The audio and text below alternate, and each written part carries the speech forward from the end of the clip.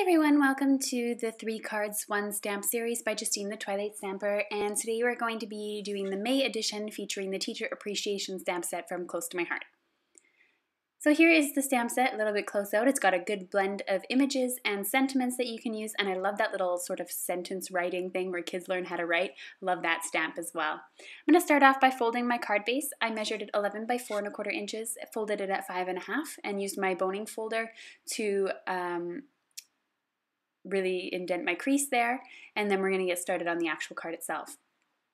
I am using the chalked up paper pack from Close to My Heart for all 3 of these cards actually that we're creating this week. So I'm using the same paper pack and actually the same stamp set for all 3 cards, and all 3 of them are quite different from each other. I'm using Tombow Mono liquid adhesive to stick on the background paper that we're going to be using, and I left a nice white border around the card base so that it really stuck out.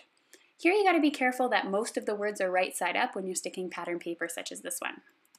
Next up, I'm going with a piece of Lagoon. So the pattern paper measured 4 by 5 1/4, and this one here measured about 3 3/4 by 4 3/4, I would say, roughly. And then I put that on a diagonal. I cut the vellum slightly smaller than that, and then I tore up the edges so that I would give it more of a dramatic look, and I really like the crinkled edges that stick out from underneath the white piece and the white panel that we're going to be stamping on. So I think that gives it a little bit of character. I glued that in the center because I'm going to have a white piece of paper covering that glue spot, so I didn't bother doing anything on the outside as far as gluing.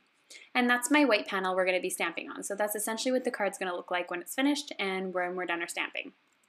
On the white panel, I arranged my 2 stamps. And I think it says teachers give a hoot, and then there's an owl standing on some books. And I really liked the owl with the books and everything, but I wanted everything a different color. I wanted the books a different color, the owl a different color, the graduation hat in black. And so what I had to do was do some creative masking with some washi tape in order to achieve that look.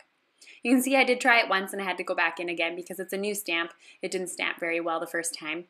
So I went in and I blocked off the hat and the sentiment with some washi tape, and I just inked up the hat and the sentiment. And then I'm going to go in, I'm going to clean off my stamp very well, and I'm going to go in with some more washi tape, and I'm going to go in and I'm going to stamp the owl. So I'm covering up the hat this time. Again, make sure you wash it beforehand. I did that off camera, so make sure you do go ahead and do that. And I'm just going to put in a couple areas of washi tape here. And then I'm going to go in and stamp this in brown. So I use saddle ink for this one. So I use black first and then saddle ink for the owl. Take off the washi tape.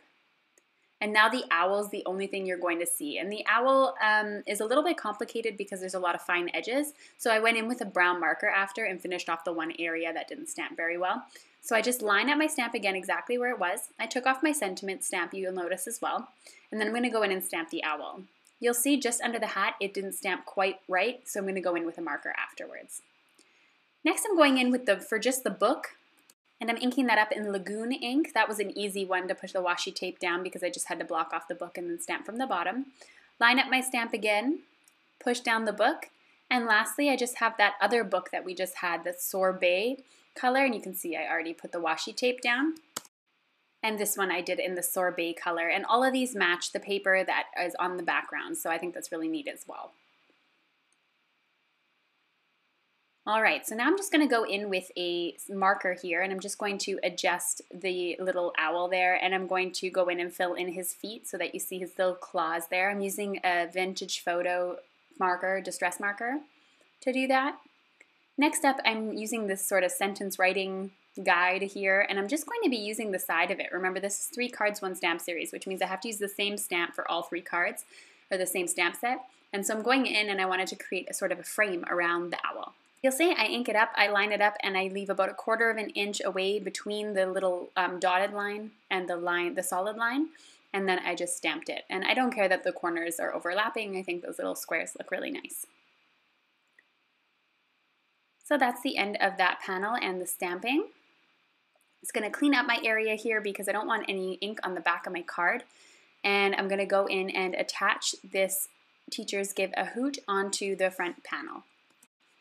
I had also used a little bit of foam adhesive to do that. I didn't show that on screen, I apologize. And so it is a 3D sort of effect and does lift off. So that's the end of my card tutorial today. except for I forgot to put some embellishments and I wanted to add those after I was finished showing off the card. I decided it looked a little plain, so I'm using these enamel dots in teal, and there's 3 different shades, and I decided to use the medium tone and add those to the card. And the big one there is actually a thumbprint of mine that I got in ink, so it covered up my mistake.